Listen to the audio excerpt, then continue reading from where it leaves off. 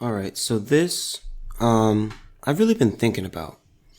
And I'm not a fan of big government. I'm not.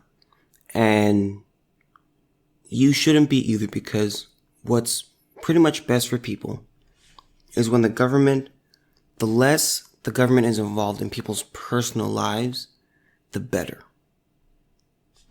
See, when you have things like, dictators and stuff like that, dictatorships, and you have the government controlling more and more aspects of your personal life, the less freedom you have, and the less productive you really are.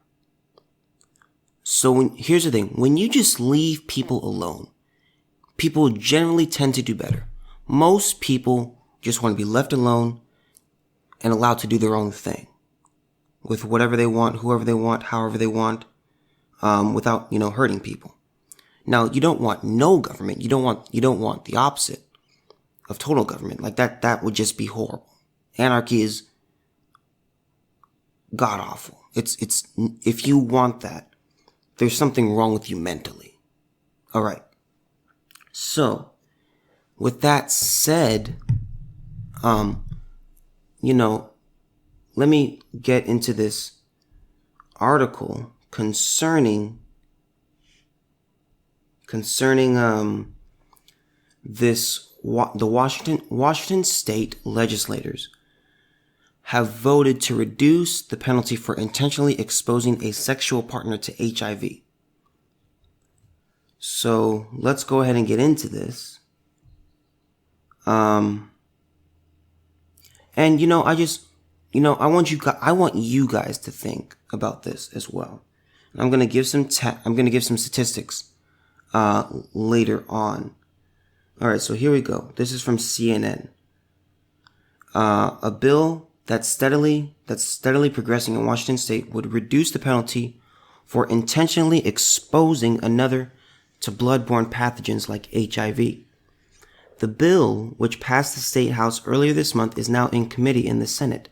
If it passes, the bill, originally proposed by the state's Department of Health, would make it a misdemeanor to intentionally expose a sexual partner to HIV, reducing the penalty from a felony. The bill would also allow minors of at least 14 years of age to consent to preventative treatment against HIV infection without prior approval from a parent or guardian. It would also update the language in existing law, broadening most references from just HIV/AIDS to, quote, bloodborne pathogen, end quote, or, quote, sexually transmitted disease, end quote. Support for the bill has largely been divided by party lines. Though it has passed the House, the vote was far from unanimous, with 57 yeas from Republicans and 40 nays from Democrats. Okay, so those that were in favor of the bill said that the current legislation is out of date and stigmatizes those living with HIV.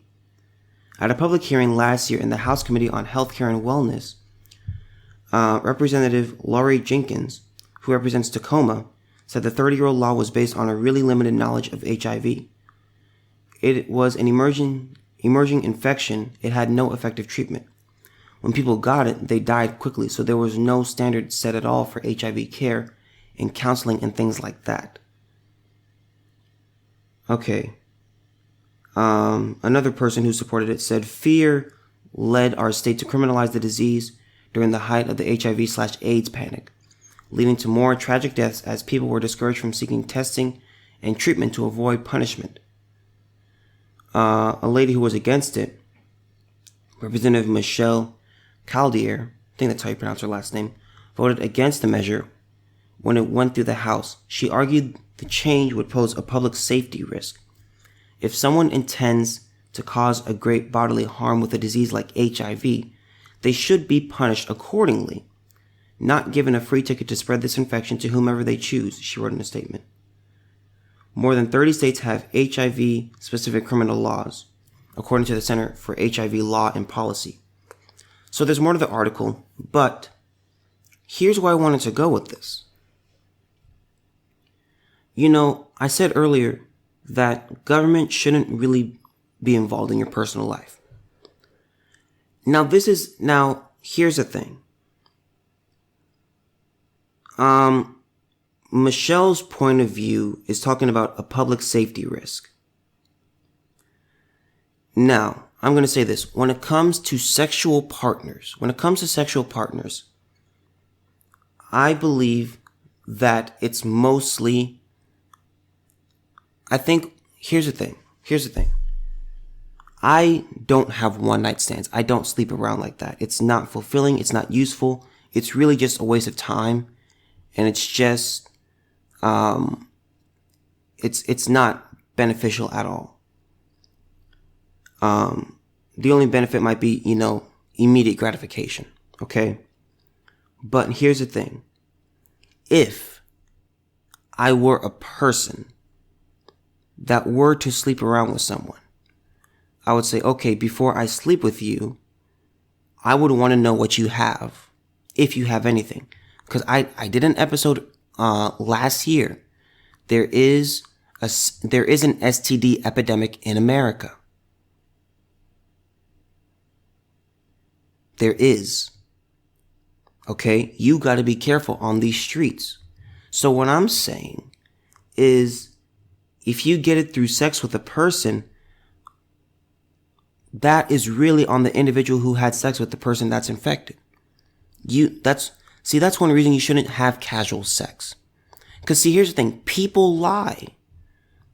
Or they just won't say anything. They'll keep it to themselves. They'll just be like, well, you know what? I just want to, I don't want to be stigmatized. And I just want to have sex with who I want to have sex with. So I'm not going to say anything. So here's the thing. That, to me, that's part of my pitch for not having casual sex. Aside from the immoral aspect, which you guys have heard me do before. Okay. But I will say this. There are people that she's talking about, and they do exist, and I'm not saying it's most of these people that have HIV. Because they police themselves, a lot of them, most of them. But there would be those people who, when something bad happens to them, they want to see how many people they can infect it with. How many people can I also get to suffer with this disease? It may be through a rape. It may be through, it may be through, sharing, needles and just stuff like that. And this is just a really difficult case. Well, I shouldn't say difficult case, but it's a difficult topic to really think about. Because you ask yourself, okay, well, how should this work? How should I do this? Alright, so I looked up some stats. This is from healthline.com. Around 1.1 million Americans have HIV. Okay. About 15% of people ages 13 and older with HIV don't know they have it. Now that's pretty scary.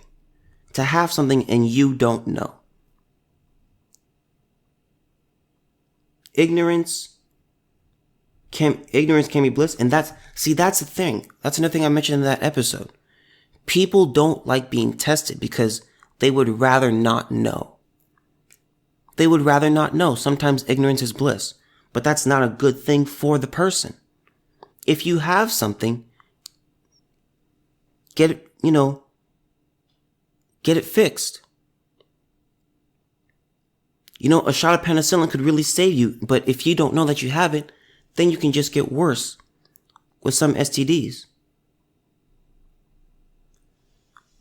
Supposedly this is from HIV.gov. 1 in 7 are living with HIV are unaware of their infection.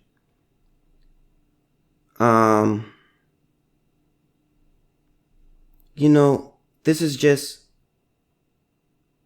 by age group. Between 2010 and 2016, the annual number of HIV infections decreased among persons aged 13 to 24 and 45 to 54, but increased among persons aged 25 to 34.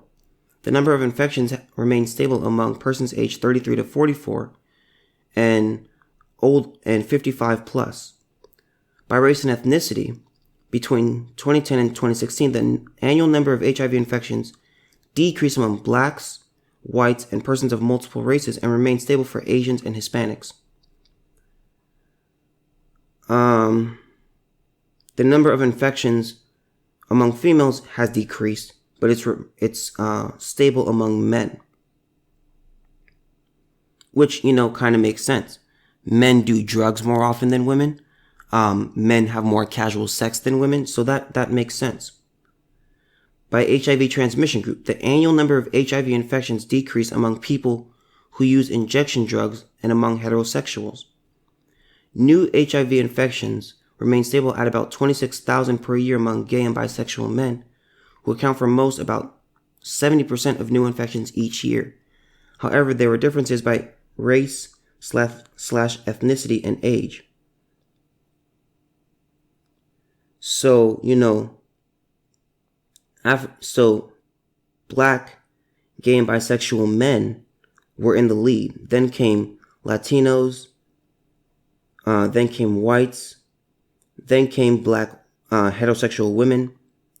Then there were the people who injected themselves with drugs. Then came black heterosexual men. Then came white heterosexual men. Then came Latina heterosexual women. So the drug argument isn't really that strong. People, because see, here's the thing. You have to be careful with who you're having sex with. So that's why in this case, I say, look, I can see both sides of the argument. I really can. But I say this. If I'm going to have sex with someone, I'm going to know what they have, and they're going to know what I have. Because here's the thing. If you get something, you can ruin your future. One person, one night, one encounter can ruin your life. It like seriously, like that's how serious it is. So to me, I would say this. Especially for those, because see, here's the thing. People like keeping their mouths shut because they don't want to be stigmatized. People don't like being judged. That's just natural. No one likes being judged, being seen in a negative way. No one enjoys that. So most, if someone has it, they're probably not going to say, oh, I have this, when they're trying to have sex with you. Because you're probably going to say no. I did an episode titled, it was a joke, but it was like, kind of the question, you don't want to have sex with me because I have HIV? How could you do that? And that was the title of that episode. And people with HIV, are upset that people don't want to have sex with them. And it's like, well, yeah, duh. That's a natural thing. People don't want to catch a case. There are some people who are just sexually unattractive, and having an STD makes you sexually unattractive. So that's what it is. That's what it is.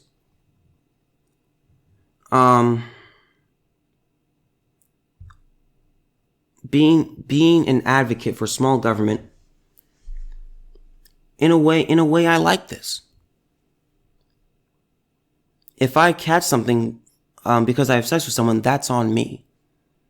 You need to think about your decisions. Don't just have sex willy-nilly.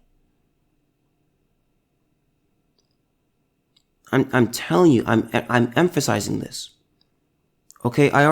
Sleeping around it's already immoral. It's immoral. The Bible talks about it, that sexual immorality. It's fornication. It's against the way that God intended for sex to work. God made sex for a married man to exist between a married man and a married woman. That's it. All right. And HIV, see, here's the amazing thing. HIV evolved, those who had casual sex, they were the most at risk. And HIV evolved to affect those the most who had casual sex. When you have one partner, you greatly decrease your risk.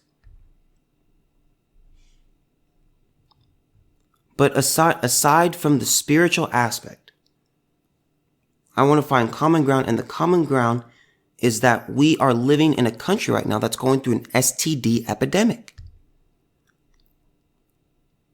I said this in that episode, you have to be stupid to just sleep around with people just because. Like it's seriously not worth it. It's just not. Like, you don't know what people have. And seriously, is one night worth it? Is one night really worth it? It isn't.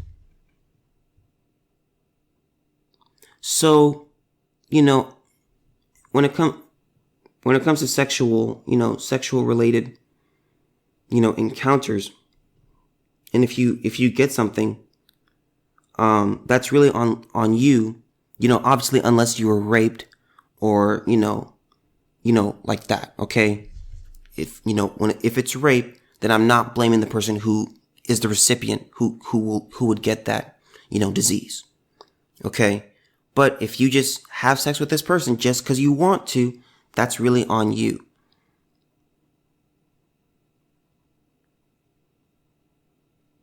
But there also is that case where you do have those people who they want to spread their pain and they want to spread their suffering to other people. You got some crazy folks out there. That's a real thing. But most of these cases are because of sex. That's just how it is. You see these HIV commercials, the medication commercials, and what do you see? Most of them are gays. Men, okay, here's the thing. Men have more sex than women.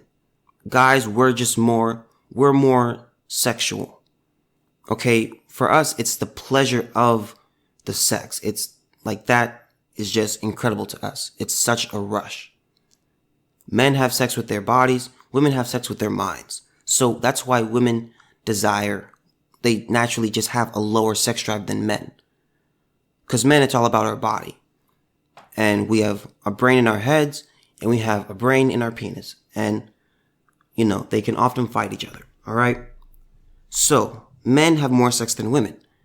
Gay men have sex, they have sex with men. So, gay men will have more sex than straight men. Because we straight men are having sex with women who want less sex. Gay men, they're just doing it every day. And they're doing it with a bunch of different partners. And it's like, okay, well, that's what happens. So you gotta be careful with this stuff. And, it's all about discipline. It's all about discipline. All right. So that's that. Let me get into this New York Post article. White Louisiana judge admits she used racial slurs during affair. Here we go. A white judge in Louisiana has admitted using racial slurs in text messages, prompting calls for her immediate resignation. District Judge Jessie LeBlanc admitted in an interview Sunday that she used the N-word in 3 instances while texting Assumption Parish Chief Deputy Bruce Pregine in reference to both a black sheriff's deputy and a law clerk as their extramarital affair with the lawman ended. I admit that I used that word, LeBlanc told WAFB. I profusely apologize for that. I should never have said it. It was uncalled for. I was angry. I was upset. But it's no excuse. LeBlanc, who took office in 2012, stammered when asked if she had ever previously used the slur, but denied doing so while admitting to using it during a moment of heated exchange between her and Pregine that she never thought would become public. It is something I'm not proud of, LeBlanc said of the affair, which she had previously admitted to, according to the station. I've had to apologize to my husband. I will continue to have to apologize to my husband, my children, and my God for the rest of my life.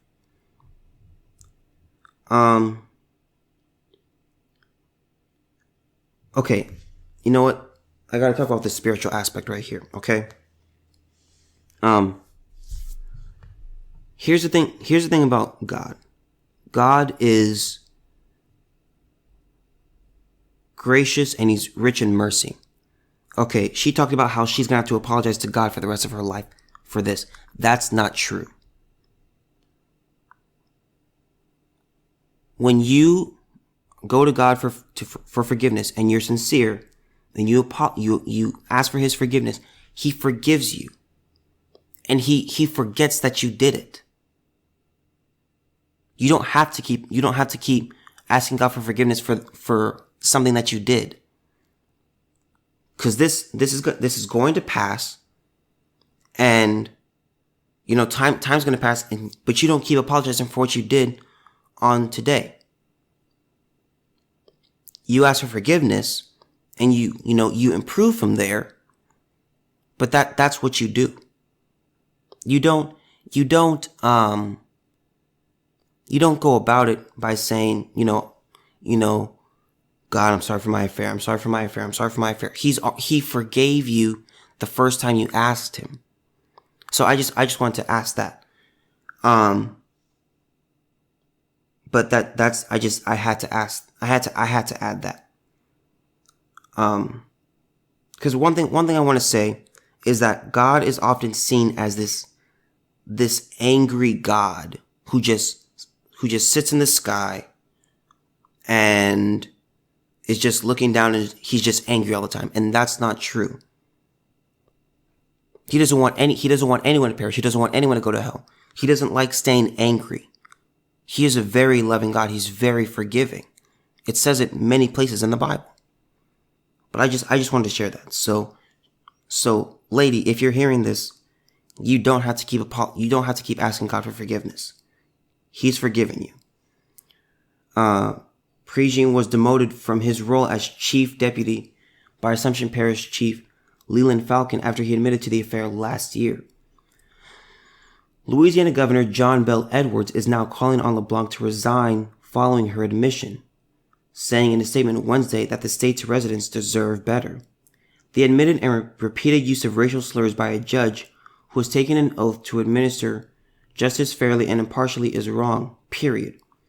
There is never any circumstance or context in which such derogatory or degrading language is okay. While citing inequities in both society and the state's judicial system, LeBlanc has compromised her ability to preside as a judge. She should resign. The people of the 23rd Judicial District in our state deserve better. LeBlanc, who has 3 children with her husband David, said she has no plans to resign and will seek re-election when her current term expires in December.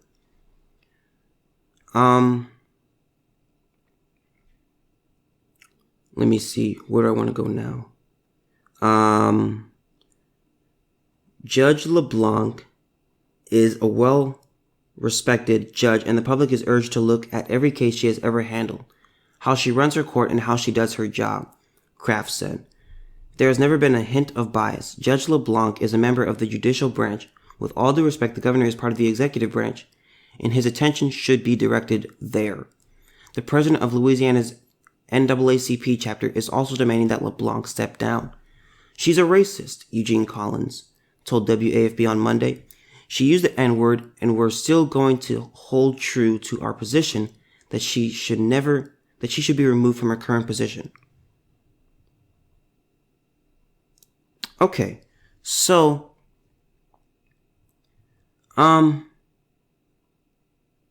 here's the thing.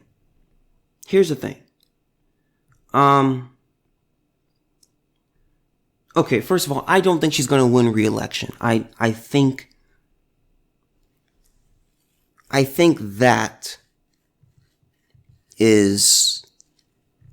that's pretty clear to everyone. I'd be shocked if she did win. Someone's going to go against her. And they're going to be, the only thing they could, literally they could just run on, look at what she said. Okay, now, I didn't look into this judge's history. I'm going to concede that. I have not looked into this woman's history on cases, but I am going to say this. What is in you is going to come out of you. That's just what it is. If something is in you, it's going to come out of you. If you're angry, anger is going to come out through some form. If you're depressed, your depression is going to come out some way. If you're talented, say you're a great pianist, that's going to come out when you play the piano. If you're a great basketball player, if that's in you, it's going to come out. Now, what I do like about her apology is that she didn't make excuses. I do appreciate that. Because there are a lot of people who want it. She said, she admitted to using the word. She says, I profusely apologize for that. She says that I never should have said it. It was uncalled for. I was angry. I was upset. But here she says, but it's no excuse. She didn't put the blame on anyone. She owned up to it. And for that, I applaud her. Okay. Now, should she resign?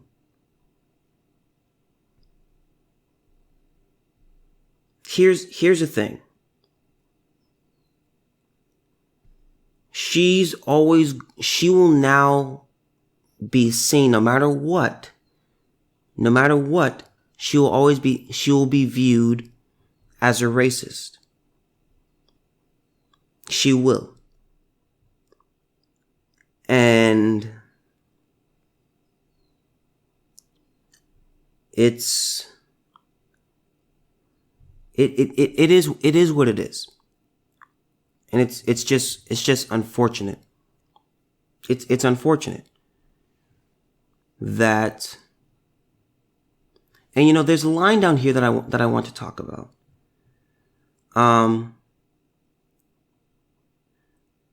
It's from Eugene Collins, who said she's a racist and she's used the N-word. I want to talk about this N-word topic really quick. So, people think that there are some people who believe that, if you use nigger, it's not okay. But if you use nigga with an A at the end, it's fine. Many songs today have the word nigga. And people say it like, like they're just eating a piece of toast. Like it's just the most casual thing. So, people say that there are blacks who say, okay, no one should say this word. And then there are blacks who say, okay, only blacks can say this word. And it's like, the way I see it, personally, I don't use that word. I don't say the N-word with the A ending. I don't do that.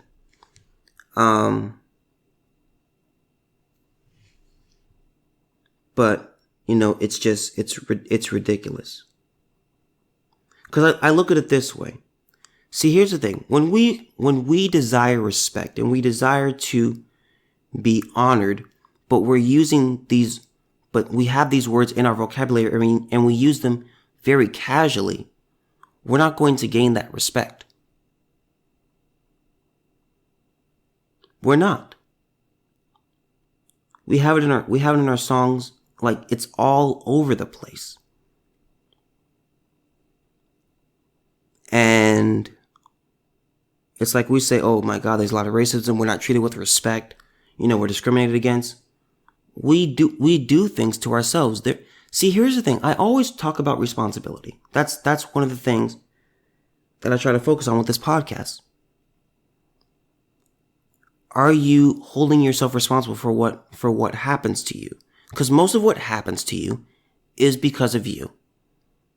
That's just how life is. There are instances where tragedies can happen, where things outside of your control can affect you. That does take place. But a vast majority of what happens to you, the vast majority, is on you. The good things and the bad things. And so, it's like here's the thing, as blacks, if we want to be respected and we want to be seen in a better light, we have to change the way we portray ourselves. Because here's the thing, we portray ourselves a certain way. That's the input. It goes into this machine, and then we have the output, and the output is the current way that we are viewed. Okay? You can affect the way that you are viewed based off how you present yourself. That's one thing, like concerning clothes. If you wear a suit, you're seen as more professional, a person who's more professional than a guy in a baseball hat and shorts and a t-shirt. So we can change the way that we are perceived. And so if we want to change the way we are perceived, if we want to change the output, we have to change the input. And I think a great place to start is our music.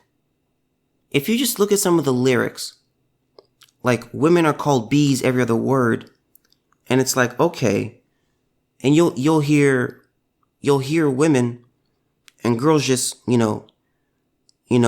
the lyrics as well. And it's just, they do it really casually. And it's like, are you thinking about what you're saying? It's like it's amazing. With this feminist movement, talk about, it's about respecting women, treating us equally. All of those things. But in these songs, you'll say the B word. I mean, there are songs that are just so degrading to women. I'm like, I can't even believe this is a song that you're singing.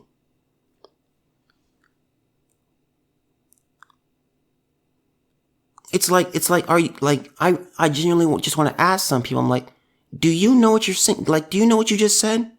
Like, did you hear the words in that song? Do you know what the song is talking about? Because sometimes I don't, because see, the thing is, it's easy to just get caught up in the song, you get caught up in the beat, and you just go with the words. Most people, the songs today, they're mostly about the beat. It's not about lyrics anymore. And I think if you just look at the lyrics, don't listen to the music, because then you can get caught up in the beat. Look up songs and just read the words, read the lyrics, and you'll be like, dang, I'm saying that? I'm listening to that? It's just absolutely ridiculous. I defend, and I'm going on a tangent here. And this article that I wrote that I'm about to talk about, it's going to be published soon. But Millie Bobby Brown, I've defended her many times. I said, you know what? Let her wear what she wants to wear. Leave her alone. If she wants to do that, just let her be. Leave her alone. Now it's backfired on her. She just turned 16. Happy birthday, Millie Bobby Brown. I'm also a February baby. Happy 16th birthday. Hope you enjoy being 16. That's a good year. Okay? But she is upset that she was sexualized. That she gets sexualized. And in my article, I'm like, Millie, look at what you're wearing. You're wearing clothes that are designed to sexualize you. You're wearing these low-cut tops.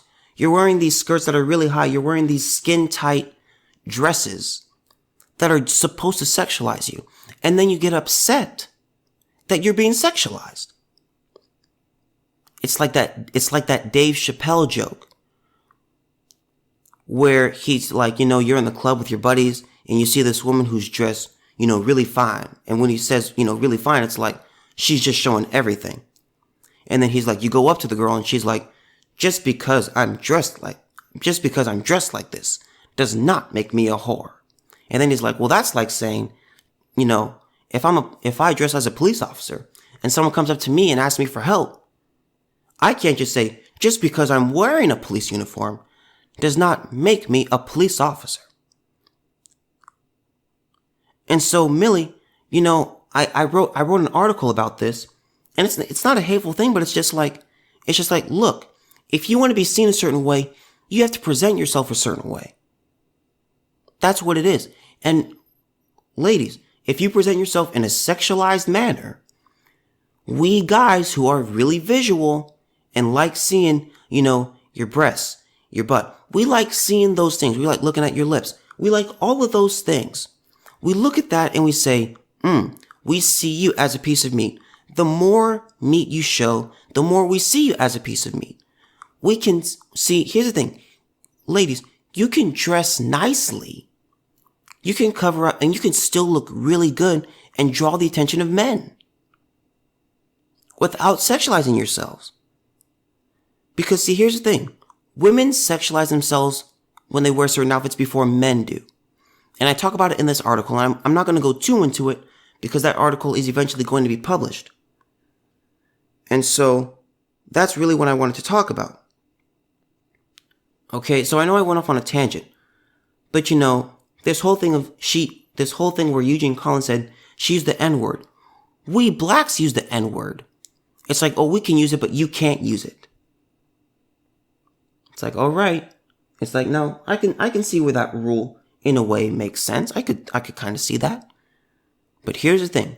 When we present ourselves a certain way, when we use certain words about ourselves, we use it very casually, that affects how people see us. We can't get mad when we present a certain thing, and that certain thing is designed to make us look a certain way. That's just how it is. If you want to be seen better, you have to present yourself in a better light. Now, again, with the women, with the women's clothing thing, I'm not saying, women, you can't wear whatever you want. You can. If you want to wear whatever, go right ahead. I'm just saying, when you wear clothes that are revealing, we're going to sexualize you more than your other female counterparts that cover up. Because there are things where it's like, women can sometimes joke about it, where it's like, they'll see a guy looking at them and they'll be in the conversation with that guy and they're like, oh, what are you looking at? And it can be a joke.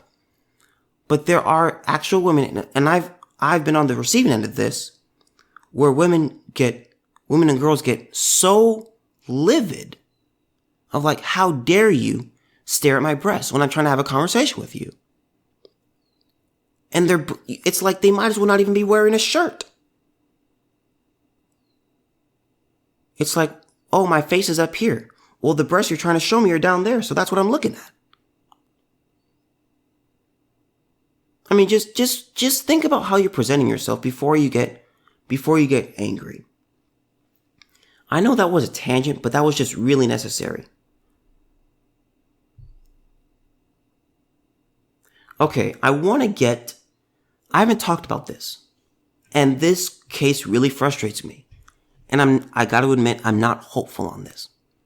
I'm really not. This is from NBC News, and this is, Lori Vallow, the couple with the 2 kids that no one knows where these kids are.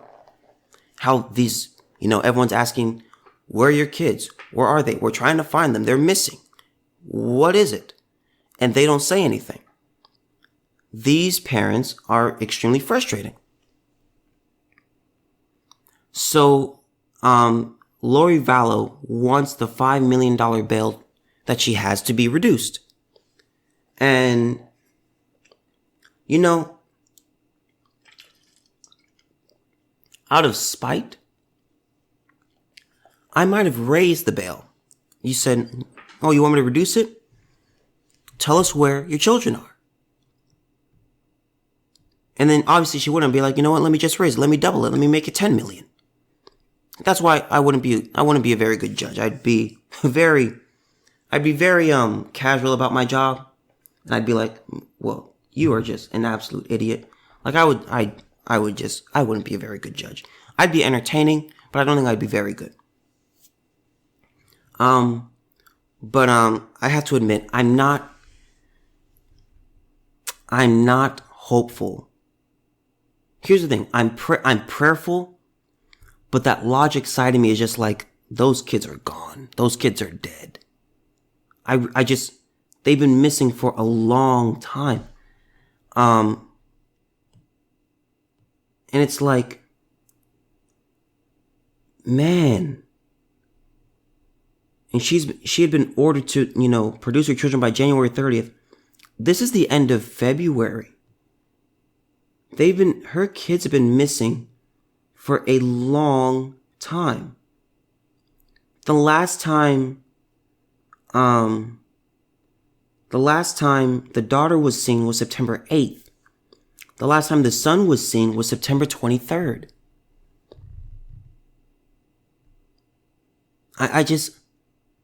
It sickens me. It absolutely sickens me. Like these parents are not, and the thing is, they're, see, here's the thing. The mom, Lori, her husband, she has him on a leash. Like whenever you see them on camera, you can tell that he does whatever she says. Like everything. Like she's the boss, she controls the money, she does. Like you can tell, like what she says goes, and he really has no say. But it's just sick. And the thing is, this is her third marriage. Her first husband died by a heart attack. The other husband, her second husband, was killed by her brother. So this is not a good woman. This is a bad woman. Like I saw on the news yesterday that I guess she was in a Miss Texas pageant. And I'll admit she looked good. She did. But this lady, this lady's crazy. This is a crazy lady. And I'm like, dang, like where are your kids? Like, here's the thing. Life is so precious. It's so precious. And it's like, here's the thing. Why won't you just say where your kids are? No one is, the vast majority of people aren't out to get your kids. We're just trying to, they've been missing. They've been missing for 5 months. September, October, November, December, January. No, 6 months. February. This is 6 months that they've been missing. They've been missing. My God. Like, where are they? That's what we're trying to find out. And you don't want to say anything. You don't want to be in prison. No. There was an ABC correspondent who talked to the dad, and you can tell how soft-spoken the dad was because you could barely hear him. I'm telling you, he is on a leash. But he was like, you know what? We're just, we're waiting for the legal process to finish, and No, you're not. The court said, produce your kids by this date. That was part of the legal process. You didn't do that. And you're on vacation. You're on vacation now here's the thing. They know where their kids are. So to me, that shows some,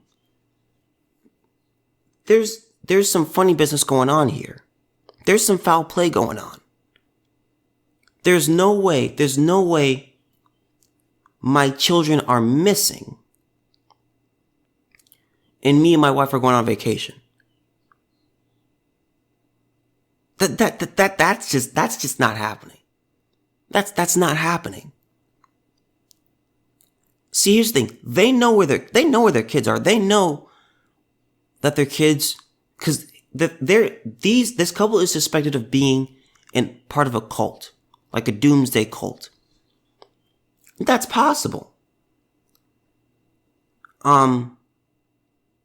But it's like, dang, man. Like, your kids, man. Where are they? Personally, I believe they're dead. And it's just sad. I'm praying that they're alive, but I have to admit, there's that part of me where I'm like, they're gone. Now, I will say this. If they are alive, I would say that they're in a very secluded place that they probably don't want to be. They're probably being held against their will in some horrible place it wouldn't surprise me if it was like a cult, because I guess her husband writes books about the end of the world. So it would not surprise me. But this couple just sickens me. They sicken me. And man, it angers me, man. It angers me. Kids are so precious. Like, kids are such a gift. Yeah, they can be annoying. They can be annoying. You may want to, choke the life out of them some days. But kids are a blessing. They really are. There are some people who would give anything to have children of their own. And they can't. But who knows where these kids are, man?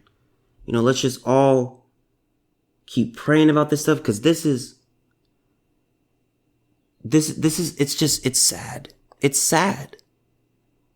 And I know I'm being repetitive here, but every time I hear about this story, like, I get angry. Like it's hard for me to even look at the woman anymore. Especially her, because I know she's the one pulling the strings. And the thing is, the husband of Lori Vallow, I think his name is Chad. His previous wife died under mysterious circumstances. So clearly there's a lot of funny business going on with this family.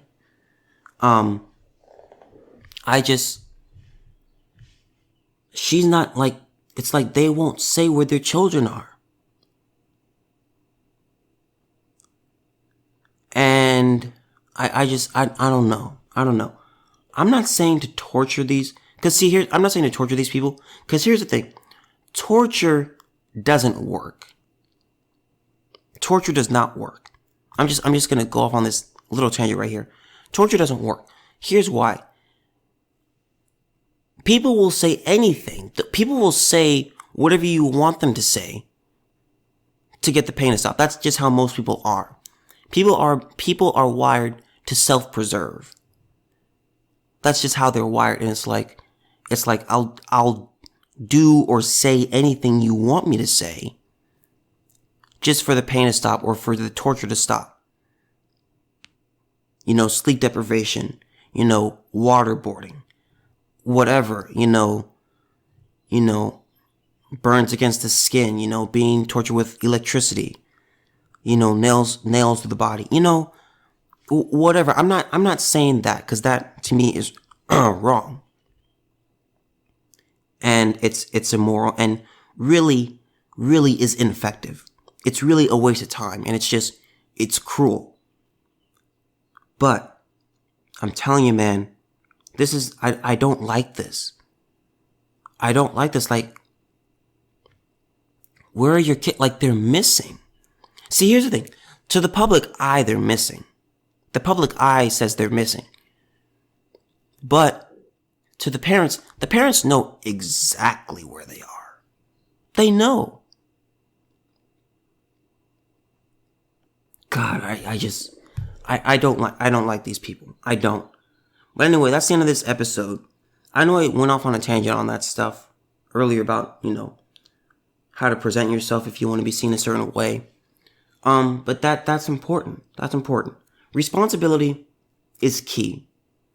Imagine a world where no one took responsibility. Imagine that. Imagine everyone just, was like a petulant child and just blamed all their problems on other people. We would get nowhere. Look at yourself before you look at others.